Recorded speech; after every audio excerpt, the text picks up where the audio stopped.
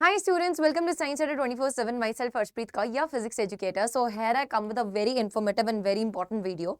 Because as we all know that पिछले 2 साल से सीयूटी का जो एग्जामिनेशन था वो सीबीटी मोड में कंडक्ट किया जा रहा था, यानी कि कंप्यूटर बेस्ड टेस्ट हो रहा था। तो वहां पर तो यार कोई टेंशन ही नहीं होती थी, आपको सिर्फ कंप्यूटर के थ्रू क्लिक करना होता था किसी भी ऑप्शन पर ABCD में से, और आपका जो आंसर है उसको सबमिट करना होता था और वो हो जाती थी बात खत्म।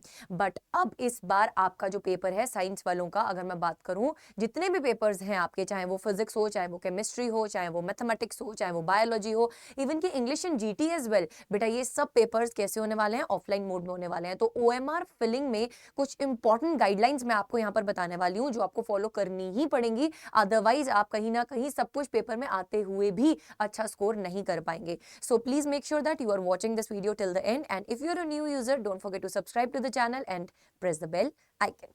तो चलिए let's start with some important tips बेटा। तो सबसे पहले अगर हम आपको बताएं यहाँ पे, before filling the OMR sheet, candidate को क्या क्या चीजें याद रखनी है। सबसे पहली बेटा आपको एक चीज याद रखनी है कि आपका जो पेपर है वो कोई टीचर चेक नहीं करने वाला, फर्स्ट क्वेश्चन सही है, सेकंड क्वेश्चन सही है, थर्ड क्वेश्चन सही है, नहीं, ऐसा नहीं होने वाला। कंप्यूटर बेस्ड चेकिंग होने वाली है। तो कंप्यूटर बेटा कभी भी पार्शियलिटी नहीं करता, ठीक है। टीचर्स फिर भी इधर उधर थोड़ा सा है ना, तरस आ जाता है टीचर्स को, बोर्ड एग्जाम्स में भी इवन की ग्रेस मार्क्स है ना, मॉडरेशन पॉलिसीज वगैरह लागू हो जाती है। बट यहाँ पर बेटा ऐसा सब कुछ नहीं होता। कंप्यूटर के लिए आप सिर्फ वो हो जो वहां पर रोल नंबर लिखा गया है, तो उसको सिर्फ उस रोल नंबर के हिसाब से बेटा पेपर चेक करना है, कितने नंबर का आपने अटेम्प्ट किया है, कितने क्वेश्चंस आपने अटेम्प्ट किए। पहले 40 जो क्वेश्चन अटेम्प्ट किए उसी के बेसिस पर आपको मार्क्स दिए जाते हैं। सो यहाँ पे अगर हम बात करें बेटा, आपको कभी भी बबल फिल करते टाइम ऐसा कबड़ा नहीं करना है, ठीक है। प्रॉपरली बबल्स को फिल करना है वहां पे OMR शीट में। मैं अभी आपको बताऊंगी भी कि what is the right procedure to fill it, but ये मेक श्योर करना है कि बेटा ये चीज नहीं कर रहे हो, अदरवाइज ये कंसिडर नहीं किया जाएगा, ठीक है। सो अगर हम थोड़ा सा आगे चलें बेटा, आपको ना अपना रोल नंबर एंड अपना जो टेक्स्ट बुक होगा उसका एक कोड मिलता है, वो आपको जो भी एग्जामिनर होगा वो बताएगा, वो आपको प्रॉपर तरीके से फिल करना होगा, ठीक है। अब अगर मैं बोलूं आपका 10 डिजिट का रोल नंबर है, लेट्स सपोज हम यहाँ पे फिल कर रहे हैं इसको। आपका जो रोल नंबर है, मैंने माना कि इट इज 9। अभी यहाँ पे हमारे पास डिस्प्ले में 9 नहीं है, अब यहाँ पर डिस्प्ले में वैसे तो 0 से लेकर 9 तक बेटा सारे डिजिट्स प्रेजेंट होते हैं। अभी मैं यहाँ पे आपको फिल करके दिखा रही हूँ, तो अकॉर्डिंगली बेटा मैं आपके यहाँ पर सिलेक्ट कर रही हूँ, ठीक है, जो भी नंबर्स हैं। Let's suppose this is 3 2 1 2 1 4 3 5 6 1। तो पहले तो आप प्रॉपर बेटा स्क्वायर्स में अपने सारा रोल नंबर जो है उसको लिखेंगे। उसके बाद आप इन सर्कल करेंगे बेटा सेम डिजिट्स को ही। अगर 3 है तो 3 को ही इन सर्कल करना है, अगर 1 है तो 1 को ही इन सर्कल करना है, अगर 2 है तो 2 को ही इन सर्कल करना है। अच्छा, अब एक तरीका देखिएगा बेटा, जब भी मैं स्टार्ट कर रही हूँ फिलिंग करना, तो अगर आप ध्यान से नोटिस कर रहे होंगे, मैं कभी भी एक्सट्रीम एंड से स्टार्ट नहीं कर रही, मैं हमेशा सेंटर से फिल करना स्टार्ट कर रही हूँ और बेटा आउटवर्ड उसको फिल करते जा रही हूँ, तो वैसे सर्कल्स जल्दी फिल होते हैं, ठीक है, like this. So follow the strategy. अगर आप इस तरीके से बेटा अपना रोल नंबर फिल करते करते, लेट्स सपोज आपने इस 2 की जगह भर दिया 3, बेटा उसके बाद आप चाहे इसको कांटा मारे, चाहे आप इसको है ना व्हाइटनर लगा दें, चाहे ब्लेड लगा दें, ये सब गलत माना जाएगा। अगर कुछ ऐसा हो जाता है आपके साथ तो आपको एग्जामिनर के साथ वहां पर बातचीत करनी पड़ेगी, उसके बाद वही सोल्यूशन आपको निकाल के बताएंगे वहां पे कि बेस्ट सोल्यूशन क्या है। बट मेरे अकॉर्डिंगली बेटा आपको ये चीज का बहुत ज्यादा ध्यान रखना पड़ेगा कि आप कोई भी अपना roll number, even text book code, ये सब चीजें बेटा जब आप फिल कर रहे हैं तो बहुत ध्यान से चौकन्ने होकर फिल कर रहे हैं, क्योंकि हर एक बच्चे के अकॉर्डिंगली, रोल नंबर के अकॉर्डिंगली बेटा एक OMR शीट उसको मिलती है और उसके ऊपर जो बारकोड होता है वो उस रोल नंबर के साथ अटैच्ड होता है। सो मेक श्योर करें कि आप इन चीजों में बहुत ज्यादा ध्यान से बेटा फिलिंग कर रहे हैं, अदरवाइज गड़बड़ हो सकती है, ठीक है। तो इसीलिए मैं आपको आगाह कर रही हूँ बेटा इन सब चीजों के लिए, ठीक है। एंड ये करेक्ट टाइप नहीं है बेटा फिल करने की, आपको पूरा जो सर्कल है उसको इनसर्कल करना पड़ेगा, तभी बेटा कंप्यूटर उसको रीड कर पाएगा। अदरवाइज अगर आप ऐसे फिलिंग करेंगे तो कंप्यूटर उसको ऑटोमेटिकली रीड नहीं करता है, ठीक है। इवन ऑप्शंस फिलिंग करने के टाइम भी अभी बात करेंगे उसके बारे में। सिमिलरली बेटा जो टेस्ट बुकलेट नंबर होता है वो भी आपके पास, आपको इसी तरीके से प्रॉपरली फिल करना पड़ेगा। एंड अगर हम अगर हम आगे चलें तो बेटा आपके OMR शीट में ना आपको candidate's name, father's name and mother's name ये सब लिखा होता है, इन रनिंग हैंडराइटिंग में लिखना है।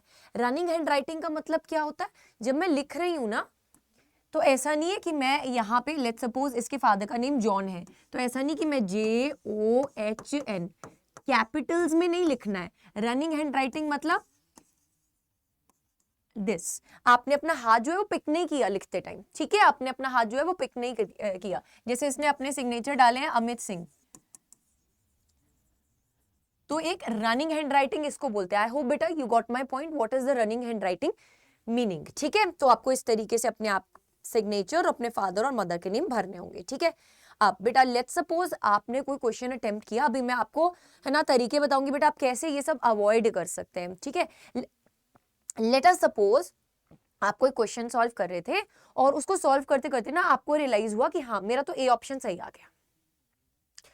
उसके बाद आपने ये रियलाइज किया कि यार नहीं मैम, मैंने तो दोबारा सॉल्व करने पर मेरा ए ऑप्शन सही नहीं निकला, बी ऑप्शन निकल रहा है और अब मैं बहुत श्योर हूं कि बी है और मैं OMR पे ए मार्क कर चुका हूं और मैं उसको ऐसे कांटा मार के बी मार्क कर देता हूं, तो मेरा सही हो जाएगा? नहीं होगा, मार्क्स नहीं मिलेंगे, ठीक है। ये क्वेश्चन डिस्क्वालिफाइड हो जाएगा, ये क्वेश्चन डिस्क्वालिफाइड हो जाएगा।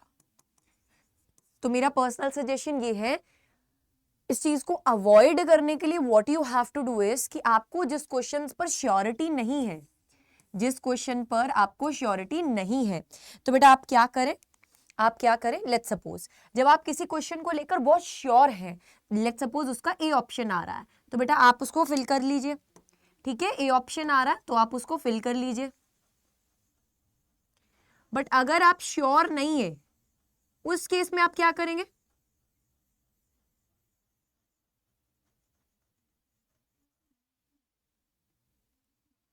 आप देख सकते हैं बेटा प्रॉपर फिलिंग होनी चाहिए, कोई भी जरा सा भी कोना रहना नहीं चाहिए जो आपने फिल ना की हो। अगर आप श्योर नहीं है कि ए ऑप्शन है या नहीं, उस केस में आपको क्या करना है, आपको अगर उस क्वेश्चन को बाद में दोबारा से देखना है तो आपको बस यहां पर एक डॉट लगाकर छोड़ देना है, ठीक है, एक हल्का सा डॉट लगाकर छोड़ देना है। और जब आप इसको दोबारा से सॉल्व कर रहे होंगे तो आपके दिमाग में होगा हाँ मैंने ये एक बार सॉल्व किया हुआ है, इसका ए ऑप्शन आया था बट मैं श्योर नहीं हूं, तो बेटा हल्का सा डॉट जो है वो कभी भी डिटेक्ट नहीं हो पाता है, in until and unless you are encircling it completely, वो डिटेक्ट नहीं हो पाएगा। तो फिर जब आप बाद में दोबारा से उसको सॉल्व कर रहे हैं, देन आप करेक्ट आंसर अगर बी निकाल लेते हैं तो आप बेटा फिर इसको फिल करेंगे। और बेटा ये अगर आपने कभी ऐसा टिक मार्क कर दिया है ना तो this will not be consider, ठीक है। प्रॉपर फिलिंग यही है, ठीक है, प्रॉपर फिलिंग यही है।